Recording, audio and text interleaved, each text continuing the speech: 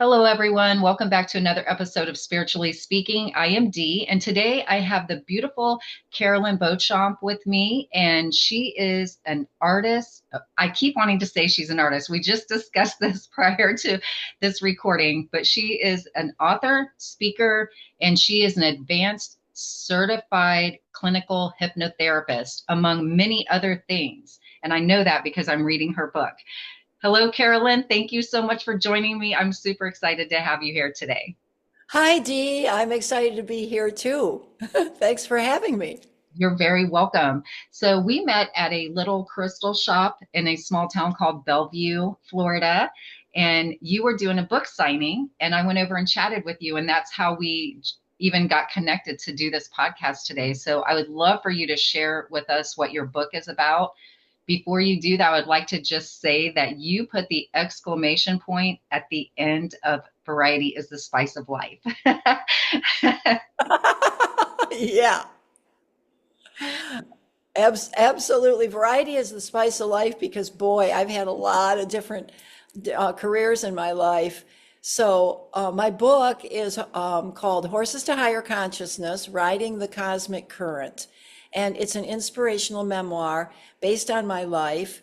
And I actually started writing it 11 years ago, almost 12 years ago now. And then through a serendipitous chain of events, it came back around for me to finally finish the book. So it's kind of similar story to yours. We put things on the shelf for a while, right?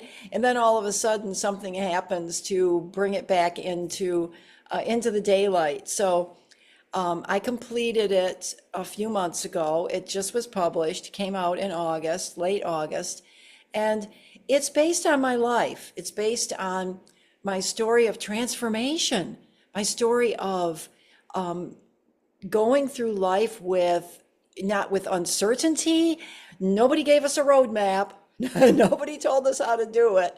And all the challenges, the trials and tribulations that I experienced during my life and how it was transformed through being led serendipitously into hypnotherapy and doing my own inner work, my own healing work, which of course happened even way prior to that.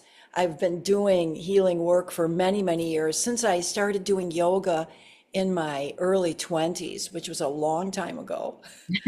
So, so it's an inspirational story that I'm hoping will inspire others to follow their muse and to listen to the voice within as opposed to the voice or voices without. Because we don't trust ourselves, right? Just like you and I were talking about. I'm not good enough. I don't deserve it. And it takes our going through life with living and learning to come to a point and do our own inner work to finally say, yes, I do. I deserve it simply by being. I am a child of the universe. I deserve to be here. But we were programmed by well-meaning adults, right? Parents and other various authority figures to believe you should do this or that or some other thing and not really listening to our own inner guidance. So that's what the book is about, Mm, following your own inner guidance.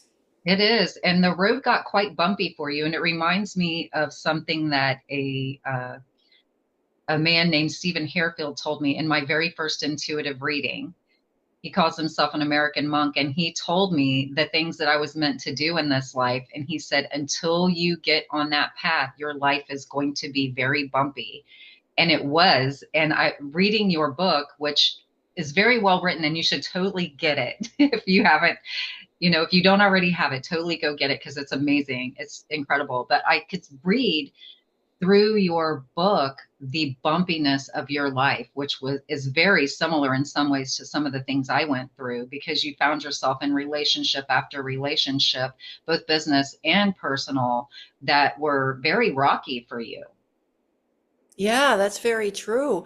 I didn't know who I was. I had no real identity, and I was kind of flying by the seat of my pants to just trust my inner guidance. And when one thing wasn't working, say, okay, and just pivot without knowing really how I was going to pivot, but going with what you talked about by trusting the universe and letting things come to you. So I experienced that sort of, yes, let things come to you, but also make effort in a way that you're being guided. So it's kind of a balancing act, is what I learned. And I think that comes across in my book. I share that you kind of go along and um, things are presented, opportunities are presented. And I tended to just say throughout my life, okay, okay. Something else would come and I'd say, oh, okay. And then I would explore it and go into it. Of course, being guided by my prompting and my own passion and my own desire, because I think a lot of us have lost touch with that. We've Yes. lost touch with our own innate passion. What do I really want? Because we've been so programmed, we've been brainwashed, and we've been put in this box, right? Mhm. And so it takes courage and it takes a little while to shift gears from that program to, well, it's not really this. What could it be? I know this doesn't feel good. What would feel better? And to really go in and trust that, because we have not been raised with trusting that. We've No, we really haven't. no. And so for me, especially in my hypnotherapy, I call it deprogramming. We kind of have to deprogram before we can even program what we want instead. And that's what I do with my clients when they come in. They come in with whatever problem they have, and I say, "What's happening?" And they tell me what's happening, and they're very heavy in the issue, whatever it is. I don't want this, and I don't want that, and this is what's happening. So then after I hear what the situation is, I pivot to, well, what do you want instead? Exactly. And a lot of times people will be like, well, I know I don't want this and I don't want that. And I say, no, no, no. I didn't Right. ask you what you don't want. I asked you what you do want. And Yes. I find that it's difficult to shift, to help people shift from that story of I don't want this. Then they're in that energy of whatever they don't want. And you're not going to change it until you can pivot and see what you do want. And of Yes. course, it is work. We do have to work through what is happening. And there, I have many, many tools to do that, of course. Yes. And we do have to honor that. So I've seen the journey and the transition for people when they first come, and then how quickly we can get to an empowerment stage where, okay, we're going to deal with what's there. We're not going to brush it under the rug. We're going to accept it. But then once we honor those feelings and we do the emotional work that needs to be done, the emotional clearing work to really acknowledge the pain, acknowledge the grief, the loss, whatever it is, and honor the inner child, because many times it's that inner child that was wounded who's still kind of tugging at your pants or your skirt going, what about me? That we Right. kind of forget about, right? So once we do that healing work, we can quickly pivot. But even with, I'm also an advanced psyche facilitator, which is brain balancing, and it works in the quantum field. So it's very, very rapid. I have seen amazing shifts, even from quickly doing a brain balance with someone right out the gate to show them how quickly they can change. And then it's much easier to do some of the heavy lifting, so to speak, when they see something fun and easy, right out the gate, so to speak. Yes. Yes. It's very encouraging for people to understand and know that we don't have to take years and years and years and years of our lives to get to a place where we feel more free. It's absolutely incredible. And I love that you brought up the perspective from going from, because that's all it is a perspective, because people look at it and they feel like they're doing the same thing by saying I want this as opposed to I don't want that, but it's really not. It is energetically completely different. And I that came to me just here recently a few weeks ago, and I actually came up with this way to demonstrate, just like on the spot, it just came to me to demonstrate how powerful that shift is. And I feel like it's really extremely important for people to know that saying you don't want something is so energetically different than saying this is where I'm moving to. This is what I do want. It's Absolutely. Because completely different. even when you say, I don't want, like I say as an example, like if someone comes to me, for weight loss and I say, well, what do you want? They go, well, I don't want to be fat. And I say, you're still in the energy of what you don't want. So you have to say, what do you want instead? I want to be lean. I want to be fit. I want to be energetic. I want to be flexible. Those words you can see just even by saying them, lean, fit, flexible, are happy, uplifting thoughts and words. So you feel the energy shift even just by saying them, right? So Yes. that's absolutely true. And the more we pivot and focus, because the subconscious will only hear the energy of what you're saying. I say this often to people when you say, I don't want to be fat, the subconscious just hears fat, fat, fat. Yep. Because that's the energy you're Yep. in. That's all she's talking about. So let's give her more of that. Exactly. Thank you for saying that. That's exactly what I say to them. You are going to get more of what you're thinking and feeling because, attention goes, energy flows where your attention goes. So the energy is flowing toward whatever you're paying attention to. And yes, your subconscious mind is going to say, whether you think you want it or not, this is what she's creating. So we just have to do more of that. And I have seen absolute miracles happen when people shift that and we actually do future pacing where we literally, I ask someone what they want, right? Like, what do you want? And I have them write it down and bring it back to me. And then I will do hypnosis on them with future pacing and actually program the new beliefs.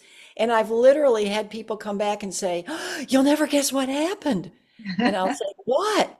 And they'll tell me, and then I'll go through the file and I'll go, oh, well, that's interesting because on July 2nd you said, and I will read exactly what we programmed. Yes. It's So that's amazing. really fun when that happens. Yes. So we have the ability to do that but it's hard when we're in the dense energy. It's Mm. very, very difficult for people to pivot and all of a sudden raise their energy. So that's why even mini steps or a brain balance to show them, wow, that was great, can be Yeah. what we call in hypnosis a pattern interrupt. It can interrupt that dense energy and actually elevate to go, oh, this is possible. Yeah. It's amazing. I heard this quote, and I can't even, I wish I could remember who said it, but I don't. But what he said was, you don't become ready in a day or in a moment.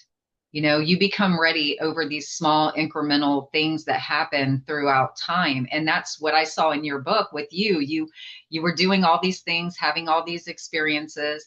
And one thing that I absolutely love about you is that you never were willing to relinquish your attraction to your creative side.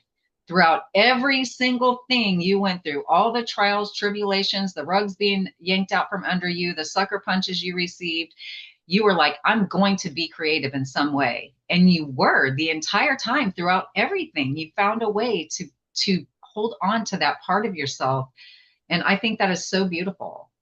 Oh, well, thank you. And yes, that's very true. And that's what I encourage in my book is to be true to what you want, your own inner passion, to really listen, what do I want? And have faith and trust. And I tell my clients this, if you have a deep desire for something, it's because you're meant to do it. That's Yeah. why the desire is there. You wouldn't feel so passionate about it if it weren't an innate part of your being. And I described that in my book when I first started hearing the music when I was dating the saxophone player and his bass player lived with us. And I heard him practicing one day and he was playing his upright bass. It was so beautiful. And he had a recording on. And I heard these female singers singing. And I had never sung before that. I'd played guitar and I had been in the band and played flute. And, so I was musical. I taught myself guitar, during the 60s when it was the hippie revolution, right? And everybody was listening to Simon and Garfunkel, right? And so I taught myself guitar, but singing was not really a part of it. But when I heard these singers, and one of them, I never ever forgot it. Helen Merrill was singing. And I remember thinking in that moment, oh, I want to sing those songs like that. And there was, and I said it in my book, it was like a switch went off in my brain. And then from that point on, I just put the blinders on, and I was still just working and, trying to figure out my life because I left college, which I explained in the book, right? Because I was in you know, really programmed into a profession that my father wanted me to be in, and it really wasn't me, and my grades were floundering, and it was not where I excelled. I excelled in humanities. I got A's in humanities. I was interested in artistic artistic pursuits and reading, and I was interested in that, and I was pushed into sciences, which I was not good at. So I was floundering in college terribly. And when I had the courage to switch gears and say, well, it's not this. I don't know what the heck it is yet, but I'm willing to find out. So by taking those steps and being, as we said earlier, the universe kind of just set up opportunities for me to be in this environment of music. And Yes. then when I heard it, boom. And did I know how it was going to be? No, I was just singing along to albums. That was it. That was it. Until I I got confident enough to one day, my boyfriend put me on stage at an art fair and said, "Okay." And they were playing the song and I was petrified, but I pulled it off, and then from there I I took off. I definitely had the opportunities to pursue it, and I did, and it's all in the book of all the wonderful experiences I had and how I fulfilled a part of my soul. There was something about that era, the 30s and 40s. And then in past life regression, I found out that I had been a singer in another lifetime. And in that particular lifetime, I was a male in Paris, during the I remember the vision of going down into a cabaret, a basement cabaret with the gas lights on, you know, Yeah. well, that was the era. And it was very, very profound for me. And then I said to myself, oh, okay, there it is. I've done this before. And I really want to stress that for people. If you really desire something, you probably did do it in another lifetime, if you believe in other lifetimes. Some people don't, and that's okay too. I've Yeah. even done past life regressions with people who don't necessarily believe in past lives, but I say you're going to get some type of healing and clarity, even if you think you're just making it up. Right, right, exactly. And it's so funny. I didn't believe in past lives for a long time either. I was raised Pentecostal, and Oh, it was not okay to even talk about that kind of stuff. It was terrible. And so I grew up that way, and I didn't believe in it until one of my exes has his, I guess he still has it, I don't know, his own painting and home repair business, and I worked with him in that, and I knew already how to do things and use tools that I had never been around. And I'm like, wait a second, like, how do I know this? Like, I didn't just have an idea of how to do things, but I knew how to do it. And I was yeah. like, there's only one way that that is possible, because I've never been around that in my life. My dad, taught us a lot of things, but it wasn't how to work on stuff like that. So I'd never been around it. And I was like, there's only one way. And that's as if I did this in a past life. I always say, like, I was definitely a man in a past life, one of them anyway, because I know I've had a lot of them. Now that I allowed myself to believe in that and explore that a little bit, it's absolutely amazing what you can find out about yourself when you allow these things to come in for you. Absolutely. And I went through the same thing because I was raised very strict Catholic, and, Mm, reincarnation, any of that, it's like you had to go along with the program. And I always questioned it. I was always, why is this? And why is that? And I, you're saying that my friend is going to go to hell because she's not a Catholic, and, she was a yes. Methodist, or, whatever. Yeah, a Methodist. And I never understood it. I questioned it. I always felt like, oh, there's something not right about this. And of course, I did what I was supposed to do, but I just never resonated with it. And so when I did have the courage to go off on my own and explore and follow my instincts, Mhm. my my inner nudges, I like to call them. They're like nudges. They'll be like, go over here. Or someone will come into your space, like the saxophone player, right? Oh, oh, and then you're listening. And then, you know, like I was in a clothing store, which I talk about in the book too. I was I was singing, I was, waitressing. I was just trying to do odd jobs to try to make money till I figured out who I really was. And I was in a clothing store. It was all suede and leather. And there was a photographer shooting the clothes. And then he looked over and he said, "Oh, these would look a lot better on a person. Will you put this on and let me take your picture?" Well, and then he was training at a photography studio. And then he asked, "Oh, you're a natural. Would you like to come and be the model for our photography school?" So then that led to the next chain of events, which led to Chicago and led to modeling. And then I was singing and modeling and then led to acting. So one thing leads to another, just like the song, one thing leads to another. Too late to run for cover, right? It Yes. really is. One thing will lead to another if we stay open and balance that taking steps, I like to call them action steps, taking action steps, but prompted on what your inner calling is telling you and being open to your guidance and even asking for guidance. Yes. Oh, it's so helpful. I thought I could not do that my entire life. I thought if I can't do it on my own, then it either can't be done or shouldn't be done. And then one day I listened, and this is just within the last couple years. I listened to this lady, and I hadn't really been into channelers, and I still like walk the line with that because I feel like a lot of it isn't authentic. That's just I Yeah, feel you it have when to be careful. You have to be yes. discerning. Yes. So I listened to this lady who channeled the archangels of the central sun or something like that, she calls it. And I ended up listening to the whole entire podcast. And at the end, he asked her, the host asked her, do the angels have any last messages? And that's when she said, they want you to ask for help. They are there, but they won't help you unless you ask. And I was like, yeah, okay, let's just try this out and see what happens. And I did the next day during my meditation. I asked for help and I was like, wow, like I've been doing this without this help the whole time. Like, and I could have just had access to this the whole entire time. Yeah.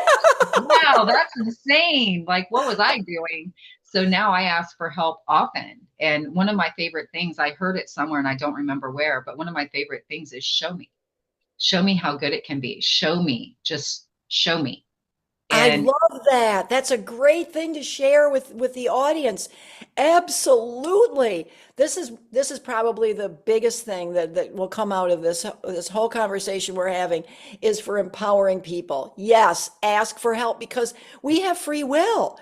yes, If we don't ask, they can't interfere.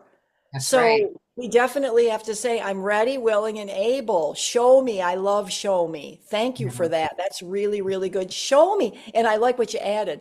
Show me how good it can be. Yes, Because like we said in the beginning with energy, show me how good it can be is energy of wow. It's yes.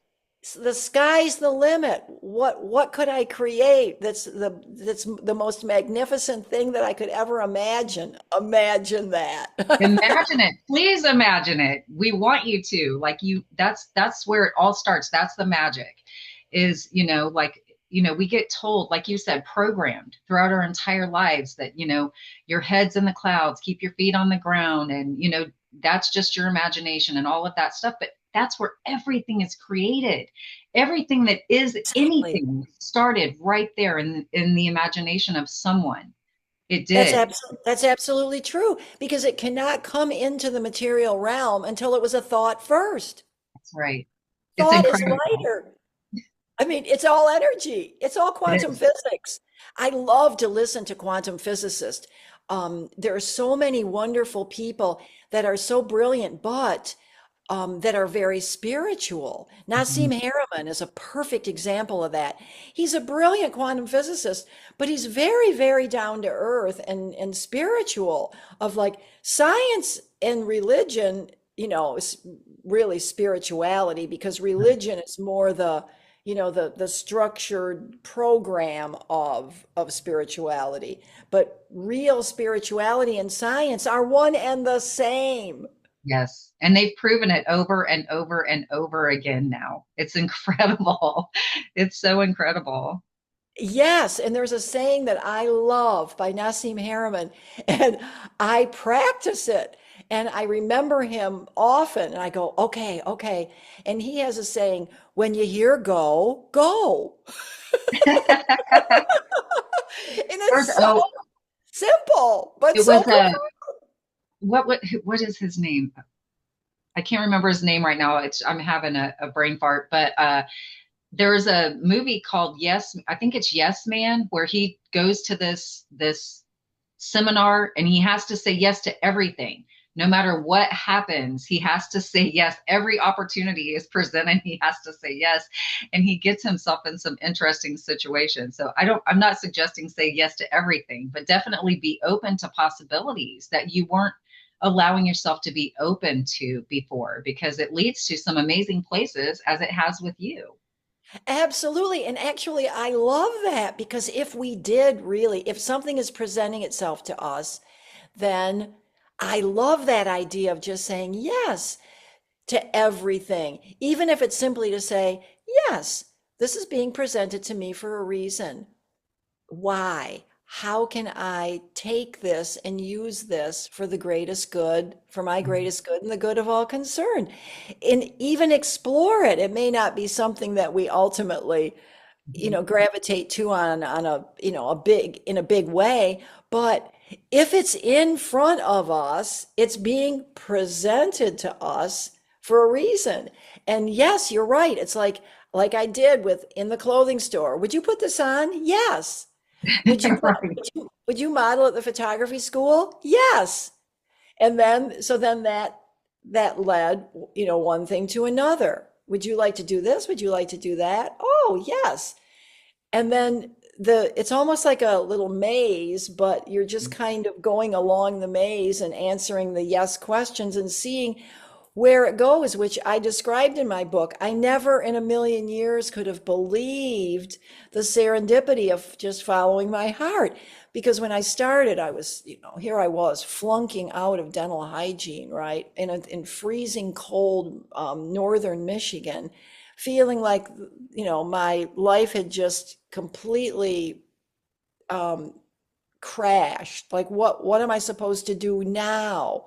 Yeah. By then saying, I don't know, but I'll figure it out.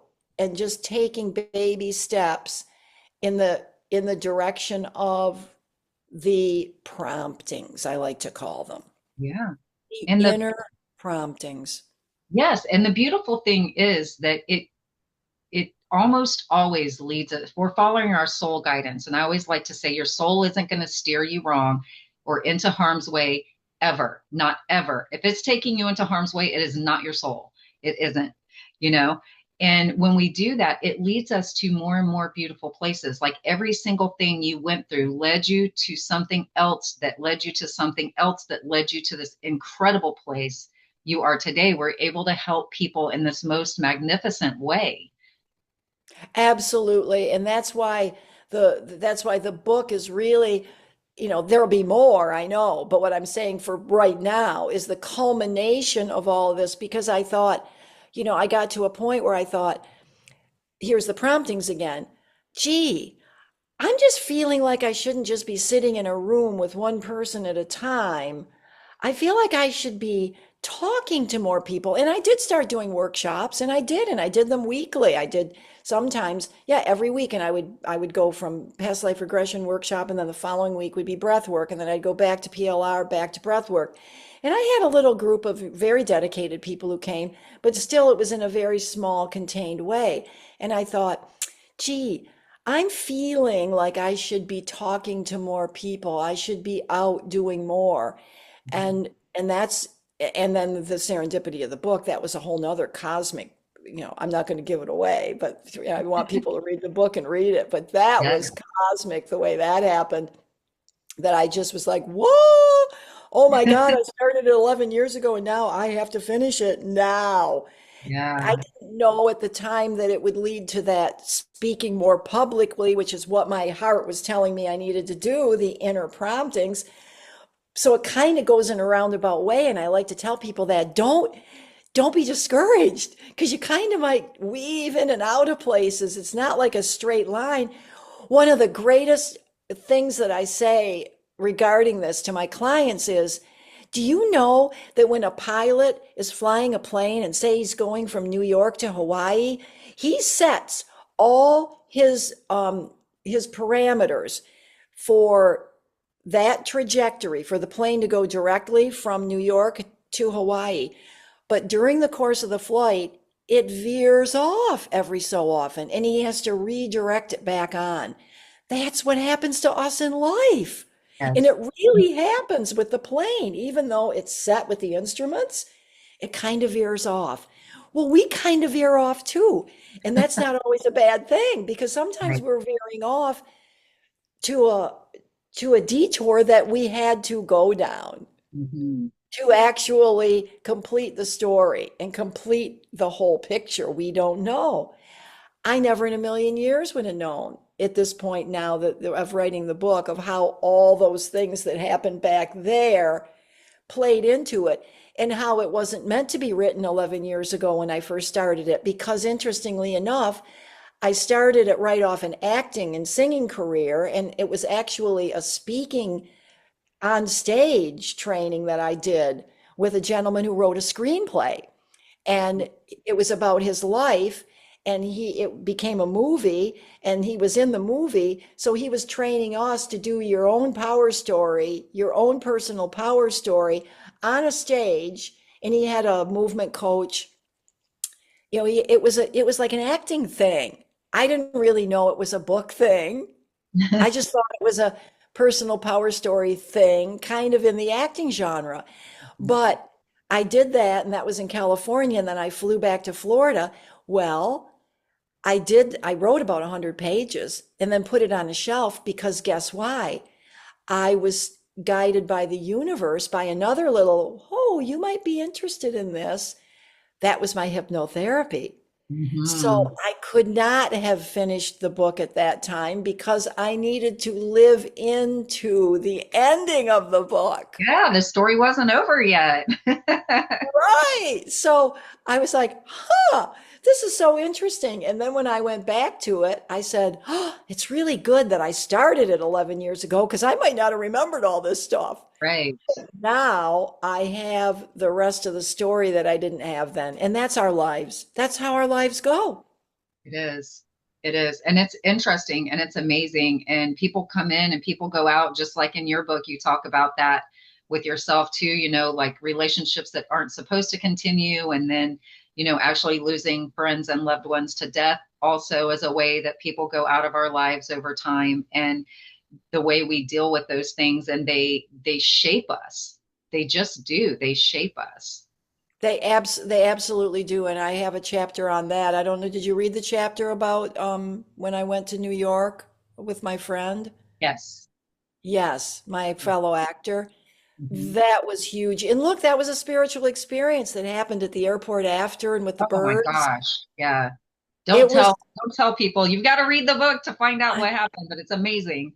I know. I was just that those experiences are, although they're painful, they're so beautiful and Oh yeah. transformative at the same time. So it's all important. And the horses, and the way the horses came and went, and me going, what is up with this? Why can't I have a gosh darn horse? I know, Like they right? just kept coming and going, and it never, but following the muse and the trajectory, and trusting the inner guidance, and just, keep on going. And even with the acting, how that happened. There again, that was a nod, which I talked about in the book about the modeling show at Bonwit Teller and being in Cup's column the next day and then going, oh, well, maybe I can act. Right? Yeah. I hadn't thought of that. The Yeah. universe, the universe brings us things that are kind of, well, what about that? What about this? Look over here. Yes. Yes. And that's the thing. We get, a friend of mine and I were just talking about how we get so short-sighted. We get so in our logical brains about things that we only see this very narrow picture. And we just need to open up the blinders and see everything else that is in our periphery that we haven't allowed ourselves to explore yet. There's so much there. Oh my God. And that's the whole point. Most of us are, or a lot of us, hopefully now most of us are open to this. But in the past, we were very just do what you're told. Like I say in my book, like my father always said, oh, just go along to get along. Yeah. Well, then you're squashing your soul, you're squashing your own inner passion to Yes. please someone or something else or some society that says do it this way. Why? Yeah. Why? That's why children are so prevalent with their why? Every Yes. time a parent says to do something because they don't get it. They're still connected to spirit. They're brand new. They're like, well, why do I have to do it that way? I'd prefer to do it this way. Yeah. One of my Which I favorite think things to say is, who wrote that rule? You know? I love that. Who wrote that rule and I'm not following it? Right, exactly. Nobody in my life wrote it, so Absolutely. And it's not what I'm, innately inspired to follow. And even you were saying earlier, this came into my mind, you were saying, even if, what you're saying, if something bad happens, it's not your soul. Sometimes I think that it is because sometimes things happen that we need to learn a lesson. We need to understand something that we're not understanding. And it's like what I like to say to people is it's the hammer on the head or the board upside the head. If the universe is guiding us in a way and we don't listen, then we'll get the slap upside the head. If we keep doing it, then we'll get a bigger one. And then if we keep doing it, we'll eventually get the board upside the head. So something could yeah. happen that I makes you call it go, the smackdown. So I've had a few. I've had a few. I oh, me really have. too. Me too. Yes, ma'am. So when we have the smackdown, we're like, ooh, that didn't feel good. And what was I not hearing? So I think sometimes because I believe, I don't know, if everybody believes, but I believe, and I've found this in hypnotherapy because I do past life regression. Mhm. I have found that we set it up. We set it up before we incarnate. This is Right. what I want to do. This is what I need to learn. Here's who I want to help me learn it. And that we plan, the family we're going to incarnate into, the sex we're going to incarnate into, where in the world to work out these karmic issues with parents or siblings or friends or whoever we incarnate with because I've seen it in PLR in myself and others, right? When I take them up to the spirit world after and find out what'd you learn in that lifetime. And it's all there. Yeah. And so I feel that if we experience something that feels harsh or difficult, we can accept it much more Mm. when we realize, oh, I set it up. What's the plan, Stan? Like, what's the message? Yeah. Why Right. did And I do you kind of this? mentioned it in your book too, and the way this particular thing I word a little bit differently, but we have these cycles of of habits or patterns that we have in our own lives. And I feel like sometimes it's brought back around to us again so that we can take another look at it. And the universe is saying, so what are you going to do with it this time? You didn't learn everything you needed to learn last time. So I'm presenting it to you again. Now, what are you going to do with it? Because we Exactly. need to finish off that. I don't even know what the word would be The lesson, to learn the lesson. yeah, Right? I, I'm with you 100%. And so actually we can look at that as a gift. The universe is yes, giving us a gift because we set it up. We set up the game. So the more we really try to embody that, like, hey, I set it up. Okay, so what do I need to learn? Then we get rid of the victim. We get rid of the blame game because it's like there's nobody to blame. You set it up that way, right? Right. And if we know that we set it up that way, it's like I talk in my book. I call it buried treasure. Oh, yes. A lot of this pain, a lot of this supposed icky stuff is buried treasure Yeah. when we process it, because at that point, then we process it, we go, oh, and we really love the inner child, nurture the inner child, heal the inner child, then the work has been done. And it Yes. was presented for a reason because we can't just brush it under the rug. We can't just push it away. That's what happens. That's why so many people, are, have addiction issues Mm. because they're numbing. They're numbing.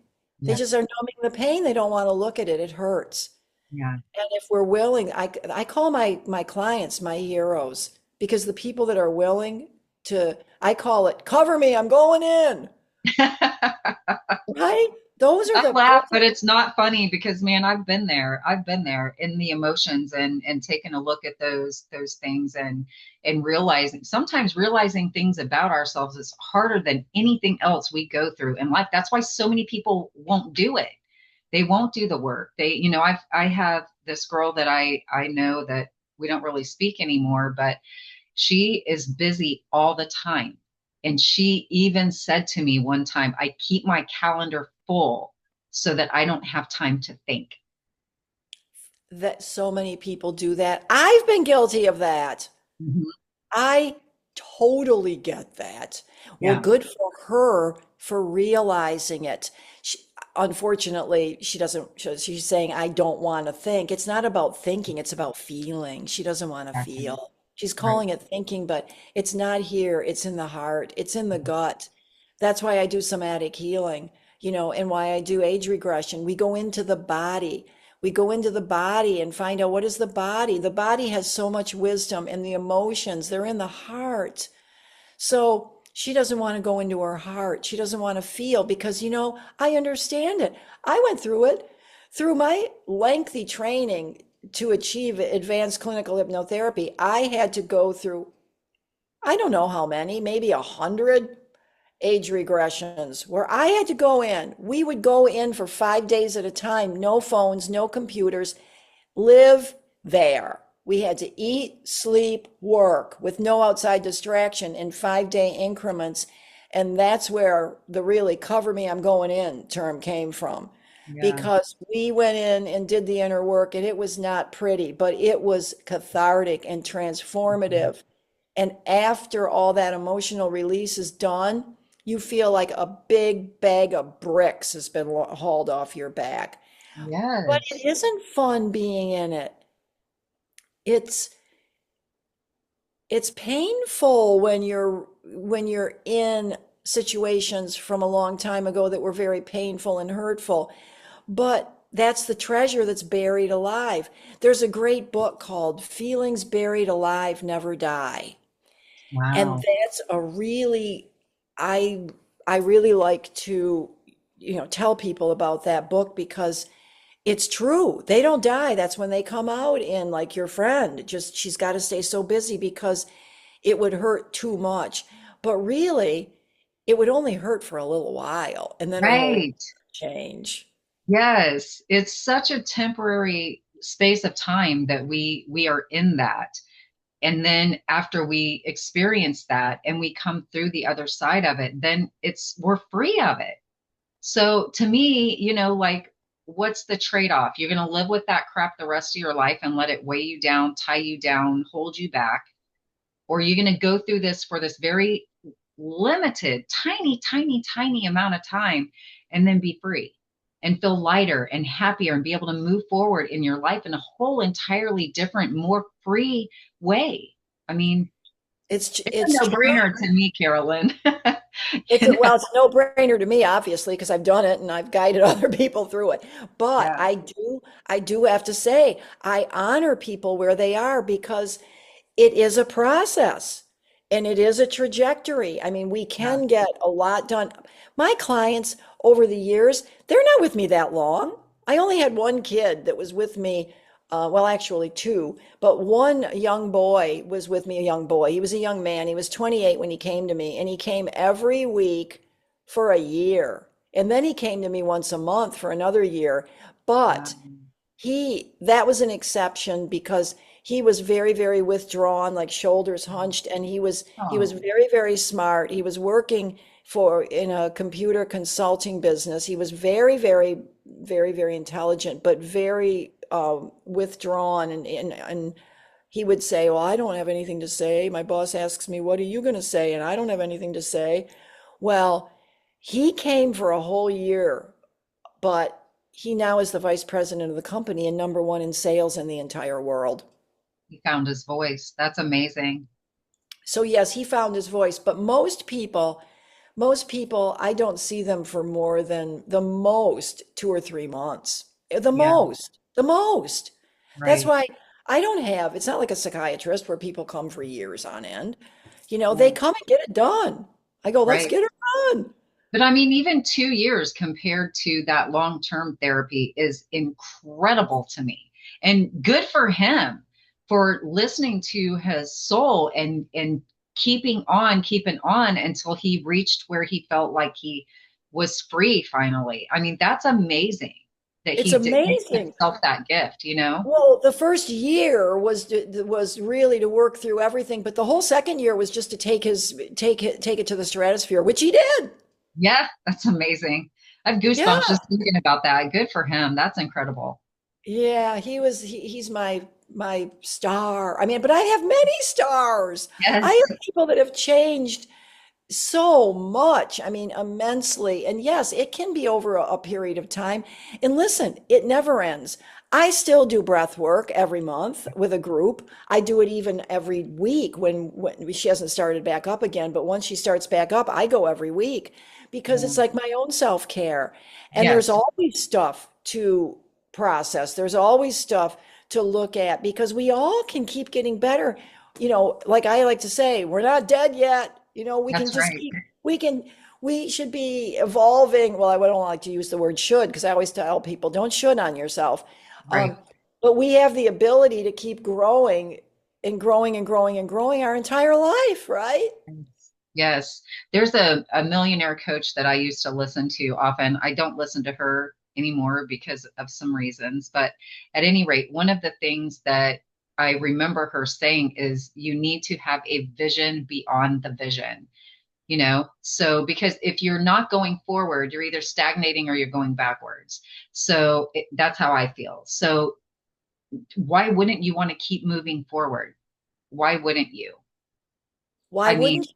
That's one of my sayings. Just keep moving forward. yes, it's a beautiful thing.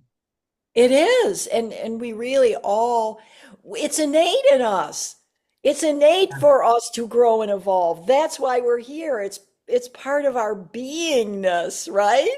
Yes. That's why you hear so many people that they have a career their whole life and then they retire and then they die or they're very depressed and they're just, they're saying, "Well, what do I do now?" Yeah. Everybody has a purpose until the day we leave this earth and beyond. Yeah. Yes. And one thing I really love about your story too is that you have done so many things. So it's a testament to people that you don't have to get locked into a certain thing and think that's what you have to do the entire rest of your life. You can change that at any point and go pursue something different that brings you joy. I'm so glad you brought that up because that is one of my biggest things. And I'm actually speaking next week on the Women's Collective, Spirit Festival. And that's exactly the nature of my talk is my my real desire is to impart to people that you can reawaken passions at any time. We don't have to be in this box. And a lot of people have been so programmed they're in the box, and then finally when they're deprogrammed, they go, "Well, what do I do now?" Well, do whatever the heck you want. Follow Yes. your heart. Did you like to paint? Did you like to draw? Did you like to sing? Did you like to dance? Did you like to play bingo? Did you like to teach people? Did you like to, bike? Whatever you like to do, get Yes. involved with a group of people that are doing it too, and or even start another career. I didn't even start hypnotherapy until I was almost 60. That's amazing. Yeah. Yeah. I mean, I was in the entertainment industry for 40 years, you know. Yeah. I didn't even start. I mean, I was teaching music to children, but it was all creative arts. So it was a real shift.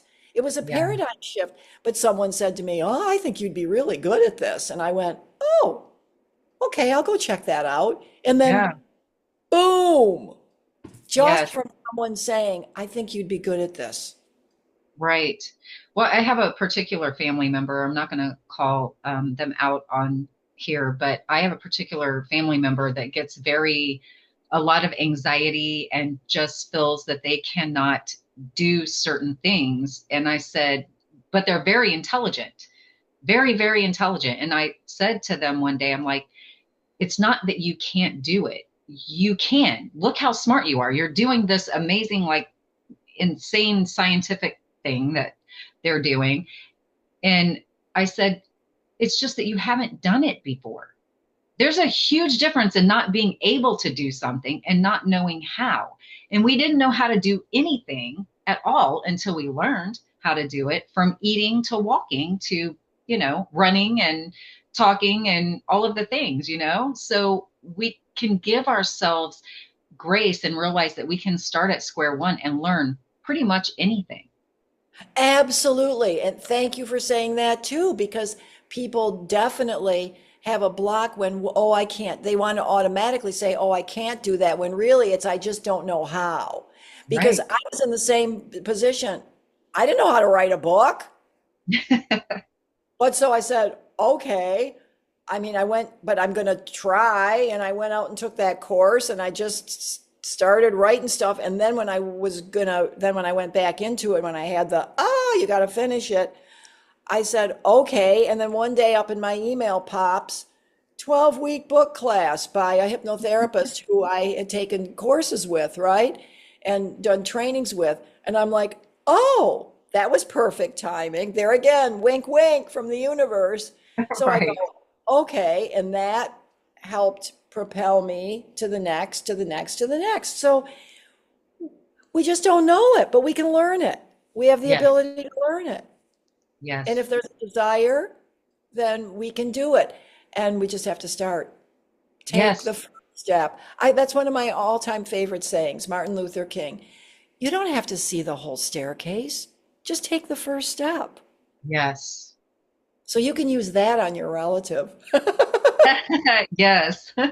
Yes. Take the first step. And it's the most important step, because once you take that first step, then you get a little more confidence and then you can keep going. And it's really, really beautiful, Well, you then the know? universe is going to reward you, because when we do take the first step, that's where the help comes in. And then also you can ask your angels and guides, okay, I'm going to do this. Cover me, help me, I'm listening, right? Right. But even if you don't, even if people are not aware of that, if they take the first step, I'm going to attempt this. I'm going to do the first thing I need to do, then the universe is working on your behalf. The universe will step in. That's what I say on the back of my book, to trust your inner guidance and trust that the universe is supporting you, because it is. It's so amazing how much it is, because like I actually had a situation just today where it was giving me like frustration, and I was like, I just want this behind me. And then the universe presented this way for me to be able to circumvent some of the things and have it play out in a different way. And I was like, I don't know why I ever doubt it. You know what I mean? Why I even texted my other friend and I said to her, I don't know why I forget to remember sometimes that this is the way it plays out for me, that I'm being so well taken care of and things are happening so fast now for me. It's just amazing. We just have to open ourselves up to the receiving. You mentioned that a few times, the word receiving, and that is, and I feel like I listened to that in a podcast here recently too. But it's very important to allow ourselves to receive, which is very difficult for a lot of us. It's extremely difficult for many people, but it's just a program. Again, it's just a program. And when I do brain balancing, I explain this to people. The brain is a computer. It's just a Yeah. computer. Okay? It's got your subconscious mind, which is the right intuitive that guides everything. The left is the analytical, right? All about the past and all about the future and always deducing and what about this and what about that? I got to pick up the bananas. I need them for breakfast, blah, blah, blah, blah, blah, right? Where the right is just the inspiration coming in. And what we tend to do is block it, the corpus callosum, which some 300 million axonal fibers go back and forth. We're supposed to just be allowing the inspiration to come in, cross over the corpus callosum, and then just be executed in the left brain. But what happens is we've shut off the whole universal flow of the universal guidance and all the brilliance of everything. And we're over here going, well, what about this? And what about that? And oh my God, oh my God. And we're in the patterns and we're in the programming. When we Yeah. go into whole brain, we open that up and it's so much easier then for the inspiration to come in and we just create a goal statement that they want to create. And I take them through a series of stuff to balance it. And then the brain goes, okay, got it. And it can be that simple. But we've all been in that box of that program box and so therefore those programs are still stored in your computer. Right. So I say to people, it's simple. It's like we do brain balancing, we do hypnosis. I go, it's just a computer. It's like waking up every day and going into your email and going, I hate AOL. I hate AOL. I go, take it out and put in Gmail. Yeah. We're just reprogramming the computer. Yes. So, and there's many, many, not just hypnotherapy and even brain balancing, there's many modalities, there's many ways for people to do this, to just reprogram. But that's where we get caught up, is that we've got the old programs running and there's no room for the new ones when it's taken up all the space with the old ones. But innately, we know it. We know that we have the trust. We know that the universe is working on our behalf. We know that on some level because Yeah. it's our God-given right and our God-given gift. So we just have to, guess what? Exercise it like you do a muscle in the gym. That's right. Or like you do if you're on your weight loss plan. You every day you do what you're supposed to do to reach the goal. Yeah. It's the same here. All we have to do is every single day. That's where affirmations came from. You Mhm. know, the universe is working on my behalf. There's a great affirmation, and I do it all the time. And I've been doing this for years. And yes, things are moving along well. I don't stop doing the do. Everything, everything is working to my advantage. Something wonderful is happening for me now. My world is taking care of me. Everything is going according to plan. Things are working out perfectly and continue to do so with ease. All is well in my world. Yes. There's the mantra. Yeah. And I've memorized it, obviously, because I say it so much. Yes. But it means something because you're telling your own brain, your own subconscious mind, everything is working to my advantage. Yeah. Internal dialogue is huge. It really, really is. I talk about that in my self-love course because it's so important. You can't constantly be regurgitating negative bull crap in your brain and talking to yourself in that crappy way and think things are going to move forward for you in a positive manner. Because you're not allowing it because you keep on reiterating all this garbage, and I'm not saying that in a judgmental way because listen, I did a lot of work to quit talking to myself in a Me crappy way. too. you know? Me too. I'm so happy you're doing that. People need that. Self-love is huge. That's one of the main things of my whole hypnotherapy practice is to really, and that I call loving the inner child, because it's really that little person within you that never felt accepted, never felt loved, never felt validated, didn't feel good enough, didn't feel like they deserved it. And like I said, I've literally had that child show up. One lady, she's like, I got a little girl, yanking on my skirt. And I'm Yeah, going, I'm thinking like to I know myself, her. I know who that is.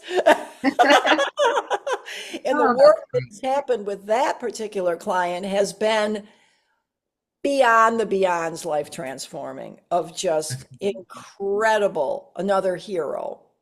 Yeah, that's incredible. It's Well, possible. I want to honor your time. I know you have another appointment coming up. Are there any last words of wisdom you would like to share with our viewers today before we close out today? Yes, I would like to share with everyone listening, you have everything within you to create the life of your dreams. You have the ability to change your life, and it can be a lot easier than you think. Yeah, I love that. I Trust. love that so much.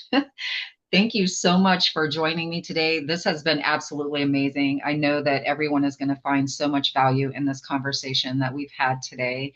And I want to remind everyone again to go out and get your book, Horses to Higher Consciousness. It is available on Kindle also, and you can get I don't know if you have a hard copy, but I do know you have a soft cover copy that they can get. And I'll put the links in the description box below the video with your contact information. If anyone would like to have a session with Carolyn, please reach out to her. Well, thank you very much. Yes, and my book's available on Amazon, on Balboa Press, and on Barnes and Noble. You can get Awesome. it any of those places that's your favorite.